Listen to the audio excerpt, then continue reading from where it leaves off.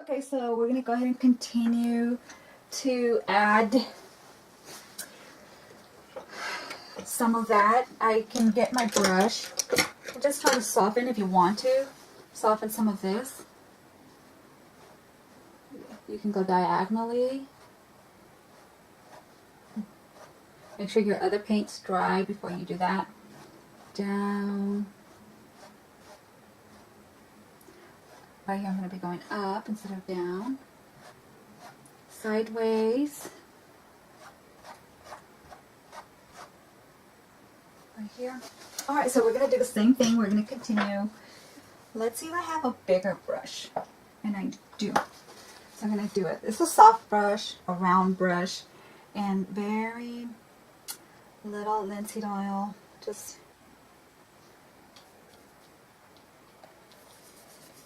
there we go. A little bit more. I want to make it a little bit thicker, tacky kind of. See, when it's got bubbles, it's really thin.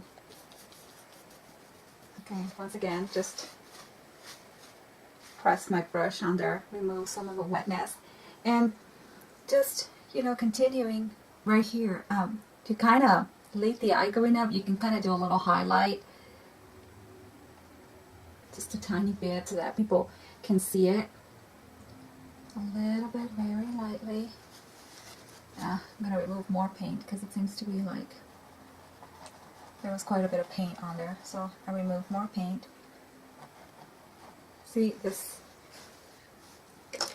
Let me get the other brush that I have, the smaller one, and then I'm just going to blend it in because I feel I got too much. Right now I have too much, and I want to build it because painting's all about building in layers. Have you noticed that? You build in layers. So many times when I start painting, my husband and my children want me to immediately put in detail, and I have to constantly let them know that, you know, everything's in layers. You don't do the eye perfectly right away, and then one thing at a time. Everything has a process.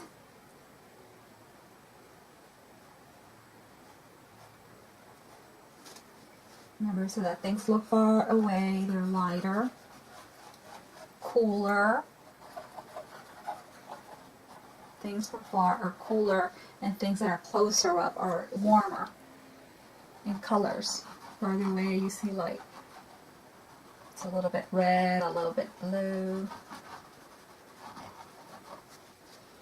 Closer, it's got more warm, vibrant colors, yellows and things.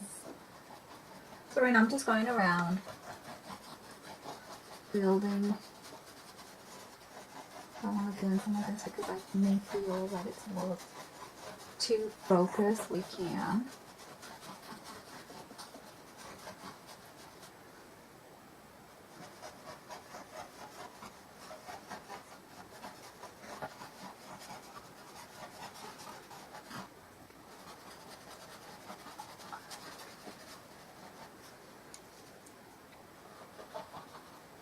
Just brushing, fading it, softening it. That's what I'm doing, just softening things.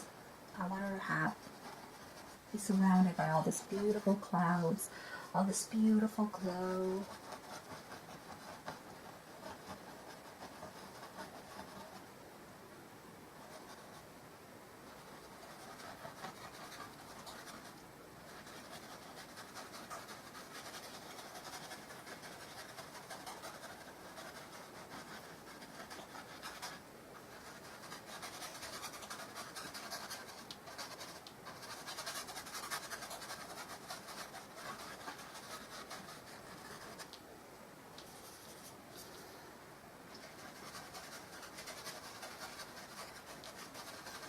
I like to record the videos, and because it also allows me to step back, see what I've done, see if it looks right. Is it pleasing to the eye? Is it pleasing to me? You know?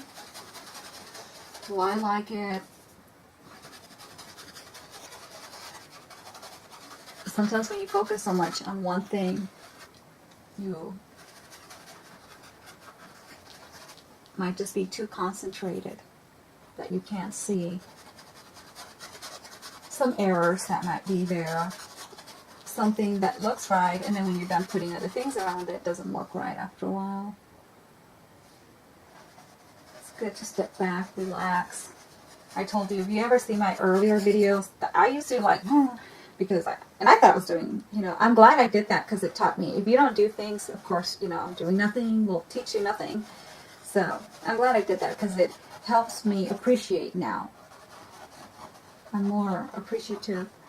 And I am glad because it taught me to paint a little bit faster, but it was almost like I was always like, okay, as soon as I'm done with this one, I'm going to do that one. Okay, as soon as I'm done with that one, I'm going to do this. And then, and now I think I saw a painter. I can't remember which painter it was. I do love to watch painters whenever I can. I used to have the Create channel, but I don't have it anymore. But PBS has good people painting. I like to watch Bob Ross. I think Leifel, I think his last name is Leifel. He's a painter. And I was watching him, and he was taking his time. It was him or Schmidt. Can't remember which one it was. Anyway, he said, take your time. And I was just like, and that, for some reason, is like, what's the rush? That, I'm like, oh my God, that's so true.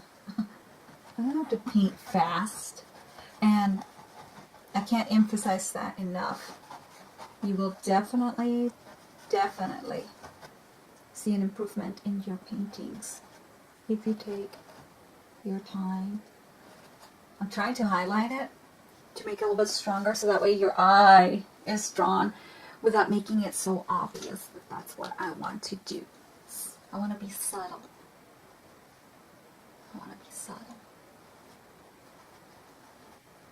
It's not just the white blob.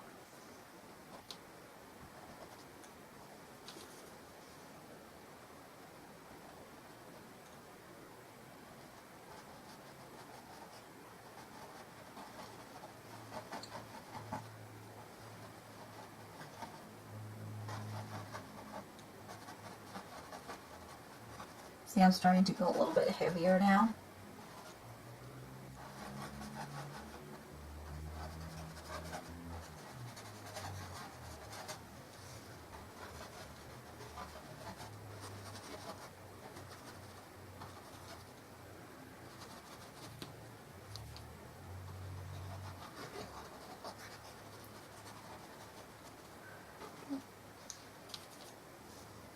Sometimes the hummingbirds, when I feed them outside, I make my own hummingbird food. No, I don't buy it. I did buy it one time, and then I didn't see any hummingbirds, so I said, well, I think I saw somewhere where they said you can make your own food. So I went online and I got the basic recipe, and I bought a cheap $3 or $4 hummingbird feeder. I had a glass one, a very expensive glass one that I bought, and the cheap one, and the hummingbird one for the cheap one, and the homemade one, and the homemade food, and it's cheaper. But anyway, sometimes they're waiting for me. They're at the window like, hello, aren't you going to feed me? And sometimes when I feed them to let them know, because if you've ever heard a hummingbird, they go, they make that noise, besides the that you hear. And one time there was one, I think it knocked, and my daughter, she said she heard a knocking at her door, at her window, and she looked out and there was a hummingbird like, hey, I'm waiting here. So, I wrote a hummingbird, a book on how to attract butterflies and hummingbirds because I love them so much. Alright, so now, going back, and I switched to a smaller brush because I want the emphasis. Like, remember how I put all that paint on there, like the light coming this way? So it's coming into play now.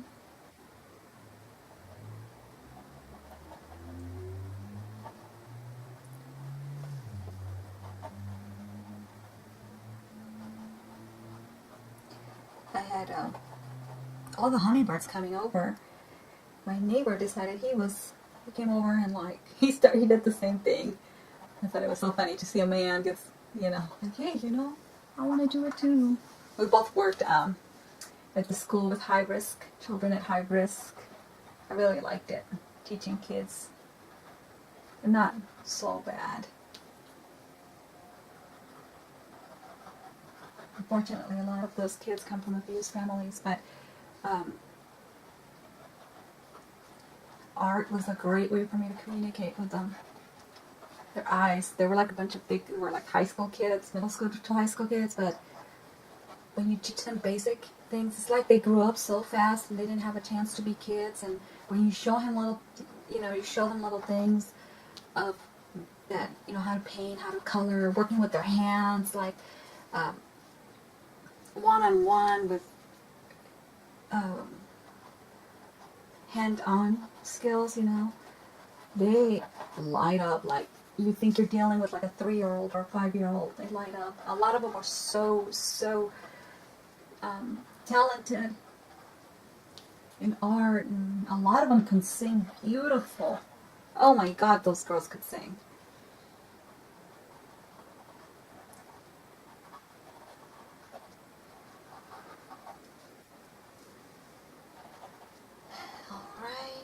But yeah, I would always, like, when I saw one that was artistically blessed, I'm like, oh my God, you have a gift, I mean, I would try to, whatever they were talented in, bring them up, let them know that they were gifted, and whatever it was. They need to hear that. They need someone to let them know that, that they do matter, that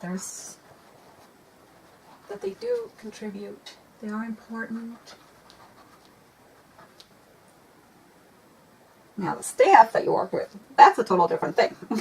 That's why I left, because of staff. All right, let's see. But I did have a lot. I never felt good enough as an artist starting off because I have no training. And, but, I read books and stuff, so I guess that's my training, and watch some videos. But I always felt like, oh, I'm not good enough because I don't go to school, or I didn't go to a school to learn to paint, but I did, I tell you, whenever I can watch an artist, I watch an artist. He's like, the only training you don't need to go to school. Read books, watch people. And I was like, oh. But the people that I work with, they were like, oh my God, you're really good. They gave me that confidence that I was lacking. They helped me believe in myself. And that's one of the best things I took from the teaching staff. I was an aide. Alright, so as we see that, we've done 2 layers. Now we're going to add another layer. I'm going to get a smaller brush this time. Let's see.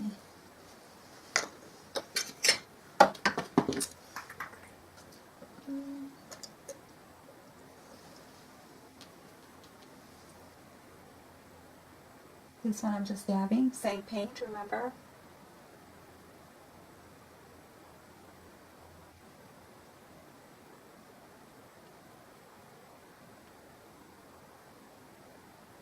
We do little trails of energy to give it that whimsical, change the direction of things, we don't constantly want it to be all going in one direction. This was an old canvas from a painting that I did.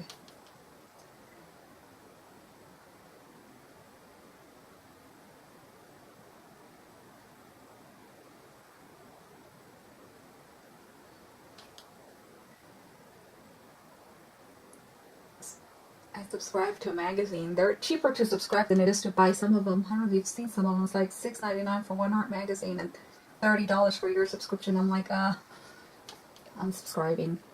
I'm saving money and subscribing. See, I'm leading the edge and I'm coming over, skipping. Remember? leading the eye, like, this is where I want you to come. I want you to see this. I want you to see this picture of this lady.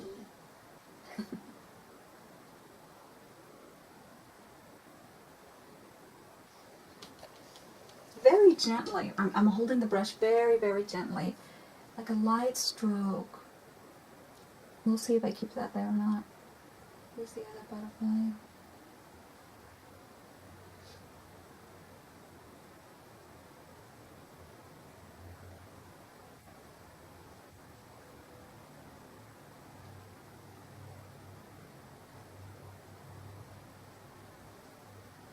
Mm-hmm.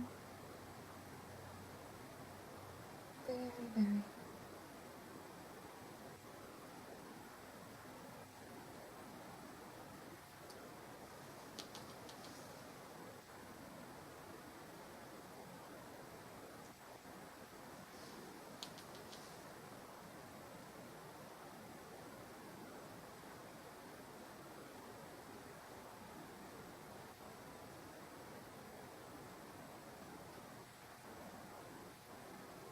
Whatever design you want to do, look at references to inspire you or to help you if you don't know how to do something. Study it, look at it.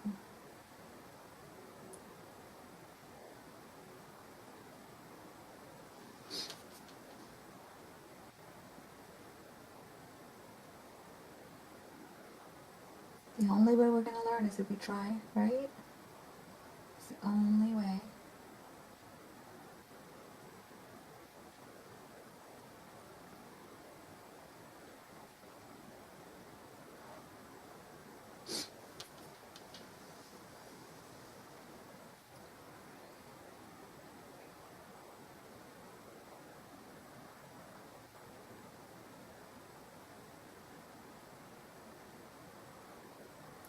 If you don't like it, wipe it off. You've seen me do that several times.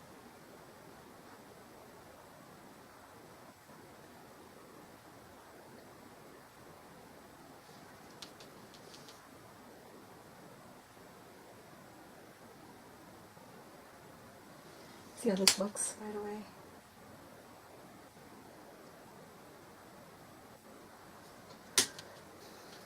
I did put a lot of brightness over here, so that's like a little bit hard for me to kind of distinguish. I was doing the painting. Look, to bring her back so that way we're not. Look. I always do that, don't I? Give you that.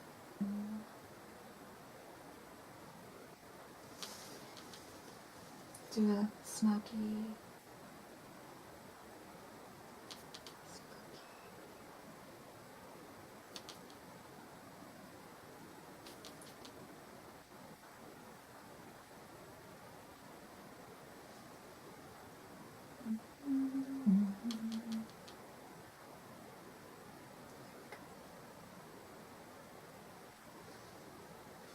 Swirl it back to her. Like, I'm over here. I'm the one you need to be looking at.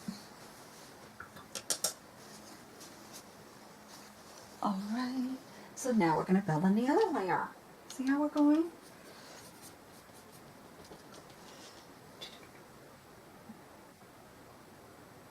Little by little. You can do this part, wait for it to dry. It's called dry technique. Wet on wet technique is when the paint's still wet and you can easily blend. Sometimes I prefer the wet technique, sometimes I like the dry technique. If you can see most of it, when I'm gonna paint her, I definitely prefer the wet technique. Then when I'm basically done and I just need a few, like, I don't know, highlights or something, then I can wait, you know, till it's dry. You will figure out what you like best.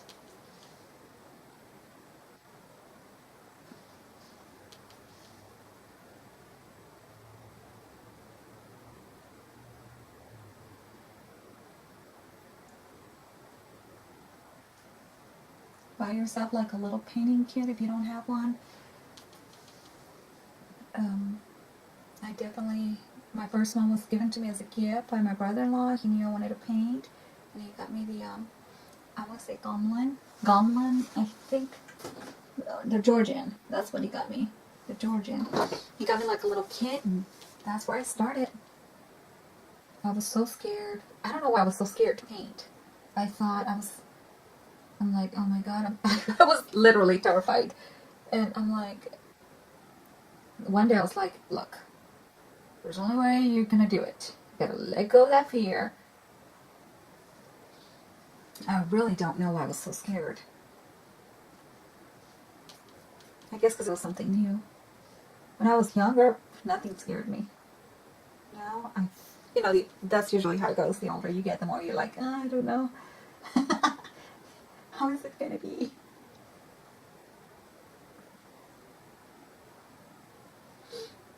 And like I said, the beautiful thing about oils, they take a while to dry if you're not using linseed oil.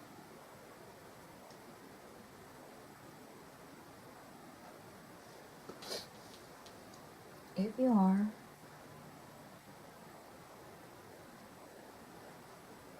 you can always just paint over it, right?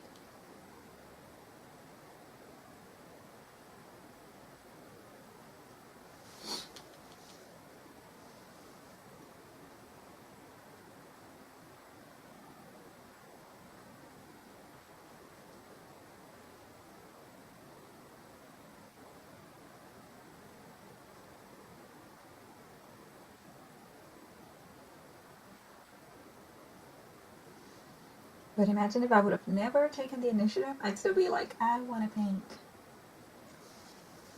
So let's do it. Oh, and then what I do, when I do see people's art, I will sit there and dissect, like, okay, how did they do it? How did they do this? How did they make that effect? And I can kind of, you'll start knowing, like, oh, this is what they did. Oh, I see. So, some people paint paintings that they like a Van Gogh or Monet, or try to duplicate the artist you like. I did the Starry Night, and I did it with a student in the school that I used to work at. He needed an art credit, so they asked me if I would help him, and I said yes. And we did Starry Night together. He said that's the one he liked, and I gave him some information on Van Gogh, and he was really surprised. And anyway, I didn't. I was like, gives you appreciation for the artist. Gives me appreciation for Van Gogh. I love Van Gogh. He's one of my favorite artists. I think I told you guys, right? When I was in the 5th grade, it just seemed like I learned everything in the 5th grade. My teacher taught us about him, and she said, yeah, Van Gogh, he chopped his ear and gave it to a prostitute, and that, well, it's like, stop the tracks, what's going on? Van ear, I like him. I don't know why I was so drawn to him. It's like, wow, oh my God, why did this guy chop his ear? Oh my, maybe he was misunderstood, and I was just in the 5th grade.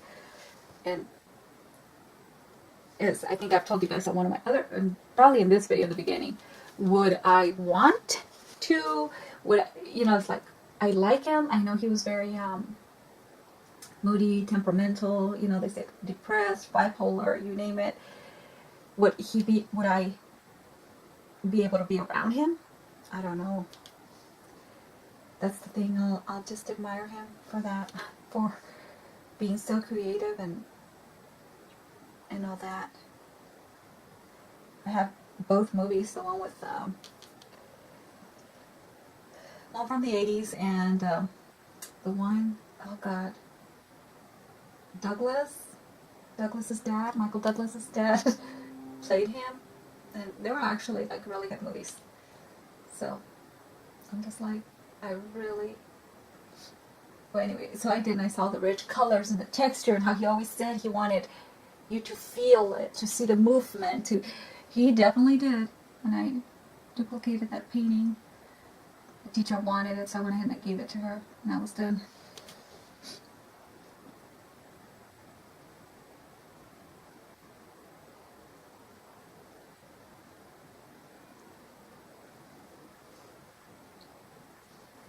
Oh, little hummingbird. Look. hummingbirds. So the little specks of light also help, you know, make it seem like she's glowing. Kind of see where it would look good. Don't just bam, bam, bam, bam, bam, you know. See where you might like it.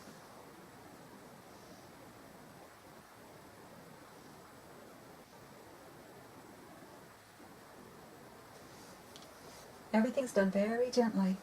So I think that one's too big. Make it smaller. Here we go.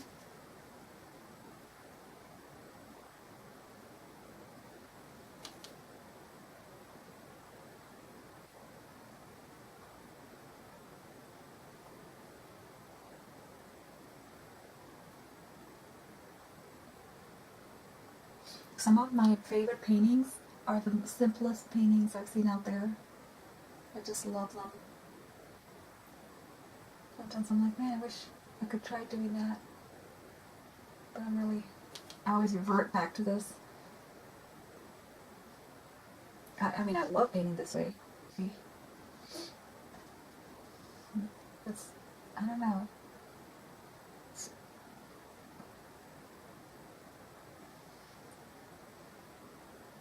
But I do love seeing beautiful, simplistic paintings. They remind me of me when I was a little girl or something, in my imagination.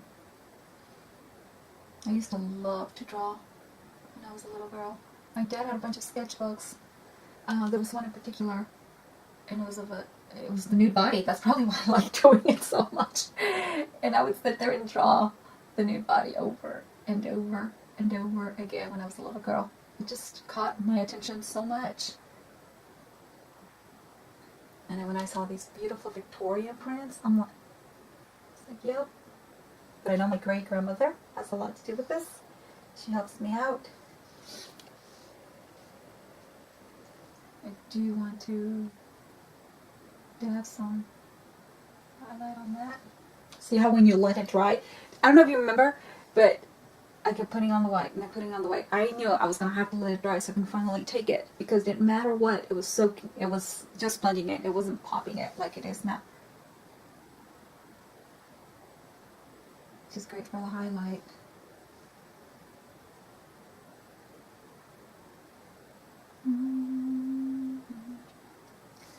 She's like this.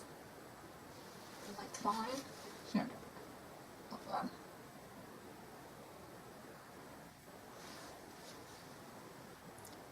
I'm kind of like recreating it.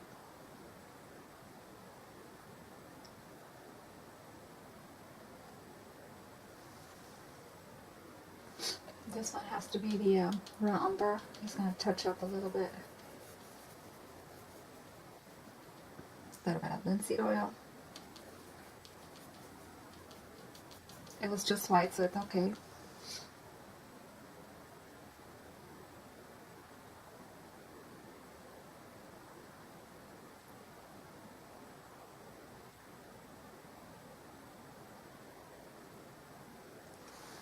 And I'll always look at my mirror. I have a mirror behind me. We took a big, I think I told you guys, I have the habit of repeating myself. The bathroom mirror, those huge bathroom mirrors, we took it. I bought regular mirrors. You know how most houses come with these huge mirrors, wall mirrors, just a plain mirror. And we took it when I replaced it, and I said I want it behind my easel. And we did.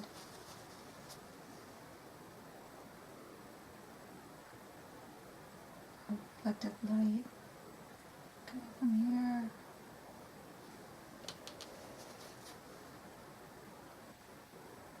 I'm just dabbing it. Put it however you want to.